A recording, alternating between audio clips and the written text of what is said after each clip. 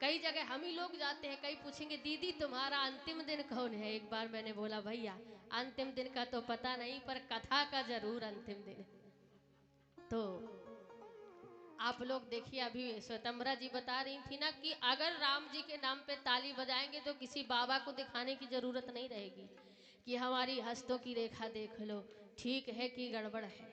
माताएं ज्यादा दिखाती हैं। तो आपने बड़ी सुंदर कथा सुनी।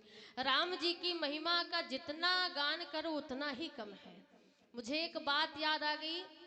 एक भोला भक्त था, बहुत ही ज्यादा भोला था। अच्छा, भगवान दर्शन भी उसे देते हैं जो भगवान को कम जानता हो। अगर ज्ञानी को दे देंगे, भगवान कहते हैं ज्ञानियों से तो हमें लेना ही देना नहीं रहता। बोले क्यों? राम जी बोले ज्ञानियों को हमसे लेना देना नहीं है, तो राम हमको भी ज्ञानियों से लेना देना नहीं है। क्योंकि ज्ञानियों का काम रहता है आत्मन्यो आत्मनः तुष्टा, अपने आप से अपने आप में प्रसन्न रहना, कछु लेना न देना, मगन रहना, ये ज्ञानियों का काम है। लेकिन महाराज संत और भगवान, संतों के हितकारी हैं भगवान, संतों के हितकारी। एक बूढ़ी मैया थी और एक संत जी थे, नाम था माधव दास प्रभु, रहते थे जगन्नाथपुरी में। लेकिन मैं ये कथा बार बार कहती हूँ, कारण हो सकता है कई ऐसे वक्ता होते हैं जिनको कहने में आनंद आता है, कई ऐसे श्रोता होते हैं जिनको सुनने में ज्यादा आनंद आता है। इसलिए बता रही हूं कि ऐसा नहीं कि भगवान नहीं आते, बिगड़े काम पूरे नहीं होते। तो बूढ़ी माई जगन्नाथपुरी में जो संत जी रहते थे, वहां पर 4 घरों में वो भिक्षा मांगने जाते थे। एक घर उस बूढ़ी मैया का था जहां पर माधव दास जी रोज भिक्षा मांगते थे। 3 घरों से उन्हें भिक्षा मिल जाती थी। लेकिन जैसे ही चौथे घर में पहुंचे और मैया से कहे मैया कुछ मिलेगा, तो मैया भिक्षा तो छोड़ो महाराज, गालियां देती थी। किसी ने संत जी से पूछा महाराज आप इस बूढ़ी माई के घर में कुछ लेने क्यों जाते हो? अगर आपको कुछ देती नहीं है तो रोज मांगने क्यों जाते हो? श्री माधव दास प्रभु ने कहा, कहते हैं संत हृदय नवनीत समाना, अगर ये माई अपना स्वभाव नहीं बदल सकती है तो मैं संत होकर के अपना स्वभाव क्यों बदलूं? अरे संसार में संत को कोई गाली नहीं देता, और ये माई गाली देती है, कुछ ना कुछ तो भैया दे ही रही है, ले तो नहीं रही है ना। अरे कुछ भिक्षा नहीं दे रही, गालियां दे रही है, चलो छोड़ो। और मैया एक बात बताऊं, बिना कारण के कोई किसी को आजकल गाली भी नहीं देना चाहता। गाली क्यों देती थी? मैया के घर में कोई पोता ही नहीं था, नाती पोता नहीं था। रोज की भांति एक दिन फिर पहुंचे मैया के घर में, और मैया पोत रही थी। सुबह सुबह चौका, श्री माधव दास जी ने आवाज लगाई, मैया कुछ मिलेगा? मैया ने कहा फिर आ गया बाबा। पोता उठाया, फेंक कर मारा, गुस्सा में उठा के पोता फेंक कर मारा। वो पोता जाकर के श्री माधव दास महाराज के छाती में लगा, हृदय में जाके पोता लगा। अगर हम आप लोग होते तो क्रोध महाराज संभलता नहीं, ज्वालामुखी जाग जाती। लेकिन श्री माधव दास जी हंसे और जाते जाते कहा, मैया मैं भी संत हूं, सुनो मैया, माधव दास भी उत्तर इसी का देगा, संत माधव दास भी उत्तर इसी का देगा। और पोता तूने दिया है तो जा पोता तुझे मिलेगा, पोते के बदले में पोता मिलेगा। कुछ समय बाद मैया के घर में पोता हुआ। क्यों? जो पोता संत जी को फेंक कर दिया था, वह पोते को ले जाकर के श्री माधवदास महाराज जी ने धोया और महाराज सुखाया। सुखाने के बाद उसी पोते की बत्ती बनाई, घी में डुबोया, ठाकुर जी के दरवाजे में बत्ती लगा दी, जोत लगा दी, और एक ही अर्जी लगाई कि मैया के घर में पोता हो जाए।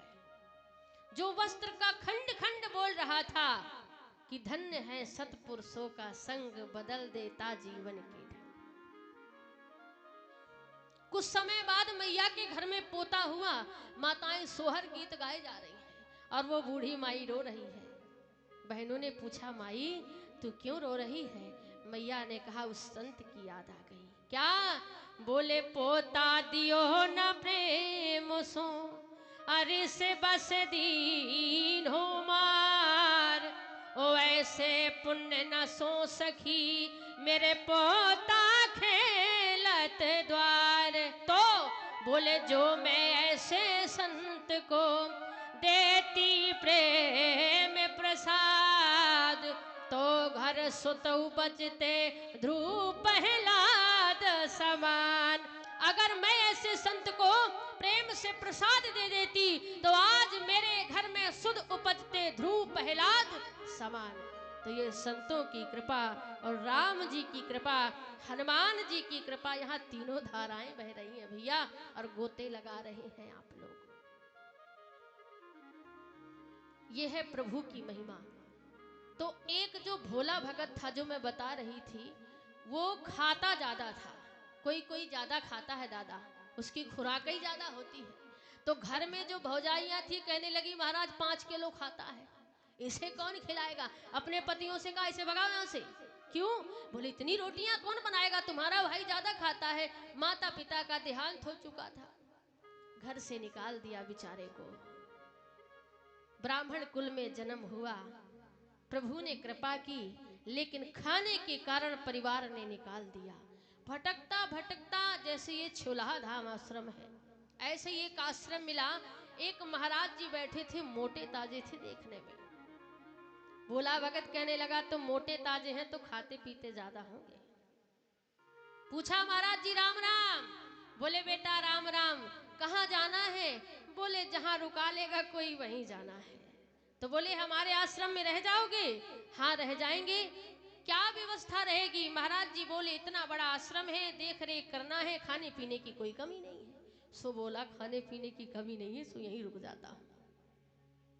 1 महीना तक तो खूब चकाचक खाया महाराज। एक दिन सुबह सुबह देखा कि कोई ना रोटी बना रहा, ना कोई भोजन की तैयारी कर रहा। भोला भगत पहुंचा, गुरुदेव आज क्या बात है, आज रसोई में चूल्हा नहीं तप रहा। गुरुदेव ने कहा बेटा आज एकादशी का व्रत है, तुम नहीं रहोगे? सो कहा महाराज अगर आज एकादशी रह लूंगा तो बोले कल द्वादशी नहीं कर पाऊंगा, इसलिए आज एकादशी का व्रत ना रहो। बोले ठीक है कोई बात नहीं है, लेकिन यहाँ भोजन न बनाना। अगर एकादशी नहीं रहना है, आटा ले लो, भाटा ले लो, जा करके एक नदी का किनारा है वहां अपना टिक्कड़ बनाना। बोले ठीक। बड़ा प्रसन्न हुआ। गुरुदेव के आदेशानुसार 2 किलो आटा मिला, सामग्री मिली। जब जाने लगा तो गुरुदेव ने एक बात कही, बेटा हाँ भगवान जी को बुला करके राम जी को भोग जरूर लगा देना। बोले क्या? अरे बोले राम जी को बुला के अपने खाने से पहले खाना खिला देना। भोला भगत ने कहा ठीक है। गया, भोजन बनाया। अब याद आ गई, बोले गुरुजी ने कहा था कि राम जी को बुला के खाना खिला देना।